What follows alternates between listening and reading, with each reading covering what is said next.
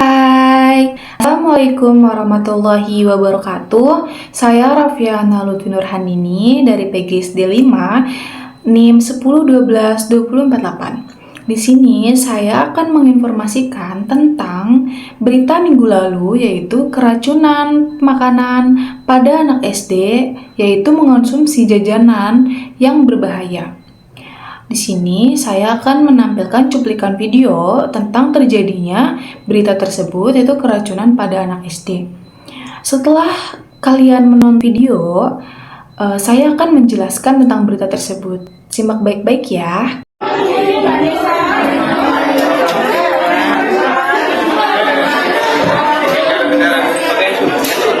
Mau difotoin Diinfokan bagi seluruh pedagang yang mempunyai anak, jangan makan kayak gitu. kalau bisa Tadi ada orang dinas mau ngeliat ini loh. karena anak SD Durian Payung 01 SD 1 SD 1 Durian Payung keracunan. sedang keracunan. 8 orang dibawa ke rumah sakit. Mohon diinformasikan. Ini makanannya nih, snacknya nih.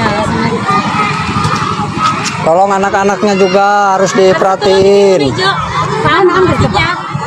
Ini ada ipar. Yang satu lagi nih.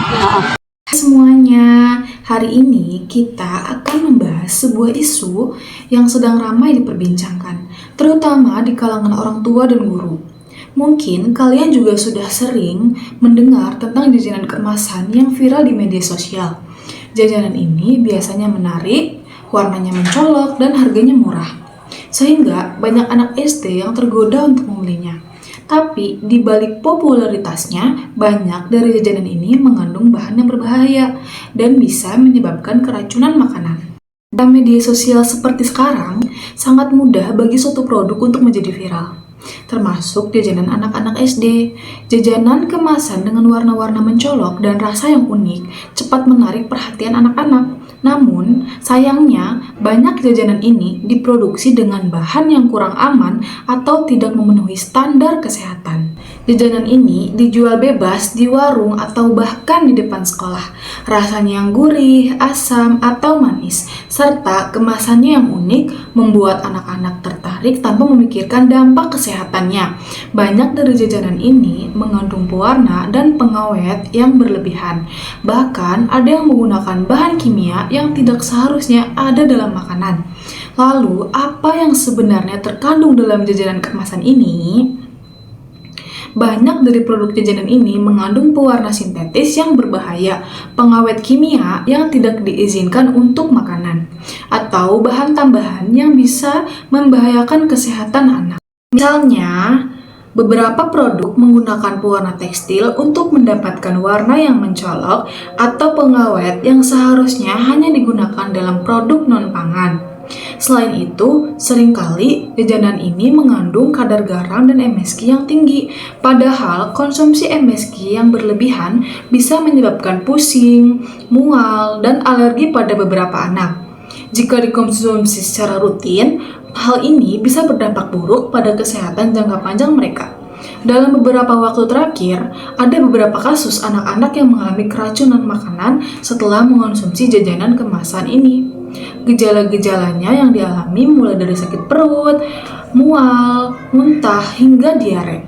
Beberapa anak bahkan harus dibawa ke rumah sakit untuk mendapatkan perawatan. Keracunan makanan ini bukan hanya menimbulkan ketidaknyamanan pada anak-anak, tetapi juga menimbulkan kekhawatiran bagi orang tua. Banyak yang merasa bingung bagaimana bisa jajanan ini terlihat aman di mata anak-anak yang ternyata sangat berbahaya. Kenapa banyak jajanan kemasan ini bisa lolos ke pasar dan dijual di sekolah-sekolah? Salah satu penyebabnya adalah kurangnya pengawasan dan regulasi yang ketat terhadap produk-produk jajanan anak. Di sisi lain, produsen kecil seringkali tidak mematuhi standar keamanan pangan karena ingin menekan biaya produksi. Selain itu, kebersihan dalam proses produksi juga kerap menjadi masalah. Banyak jajanan yang diproduksi tanpa memerhatikan kebersihan dan keamanan. Karena itulah, produk ini tidak hanya mengandung bahan yang meragukan, tetapi juga bisa menyebabkan infeksi dan bakteri. Jadi, apa yang bisa kita lakukan untuk melindungi anak-anak dari jajanan berbahaya ini? Ada beberapa langkah pencegahan yang bisa kita ambil, baik oleh orang tua, sekolah, maupun pihak berwenang. Pertama, orang tua perlu memberikan edukasi kepada anak-anak tentang jajanan yang sehat dan aman. Ajarkan mereka untuk memilih makanan dengan bijak dan hindari jajanan yang warnanya terlalu mencolok atau kemasannya terlihat mencurigakan. Kedua, sekolah juga bisa bekerja sama dengan kantin untuk menyediakan jajanan yang sehat bisa menjadi pilihan bagi anak-anak. Selain itu, sekolah perlu melakukan sosialisasi tentang pentingnya jajanan sehat agar anak-anak lebih berhati-hati dalam memilih makanan. Yang ketiga, bagi orang tua, memberikan bekal makanan dari rumah bisa menjadi cara yang efektif. Dengan membawa bekal, kita bisa memastikan anak-anak mendapat makanan yang sehat dan bersih, sekaligus mengurangi ketergantungan mereka pada jajanan yang di luar. Selain peran orang tua dan sekolah, pemerintah dan pihak berwenang juga memiliki tanggung jawab yang besar. Perlu ada pengawasan ketat terhadap jajanan kemasan yang dijual di lingkungan sekolah.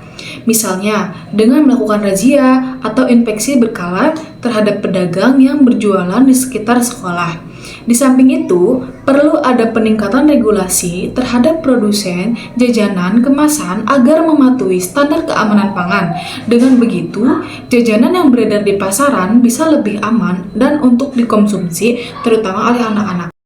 Untuk orang tua, ada beberapa tips sederhana yang bisa diterapkan. Yang pertama, ajari anak untuk membaca label produk. Coba perhatikan bahan-bahan yang tertera pada kemasan dan hindari makanan yang menggunakan banyak bahan kimia. Yang kedua, hindari jajanan yang terlalu menarik secara visual.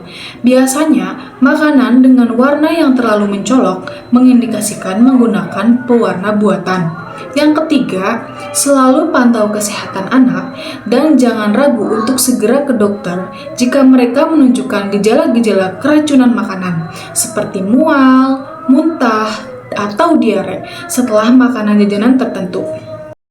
Keracunan makanan pada jajanan anak adalah masalah yang serius yang harus kita tangani bersama. Dengan edukasi, pengawasan, dan dukungan dari semua pihak, kita bisa melindungi anak-anak dari bahaya jajanan yang tidak sehat. Mari kita ciptakan lingkungan yang lebih aman bagi anak-anak kita, agar mereka bisa tumbuh dengan sehat dan ceria. Terima kasih telah menonton dan semoga informasi ini bermanfaat. Jangan lupa untuk selalu peduli pada apa yang dikonsumsi anak-anak kita. Sampai jumpa.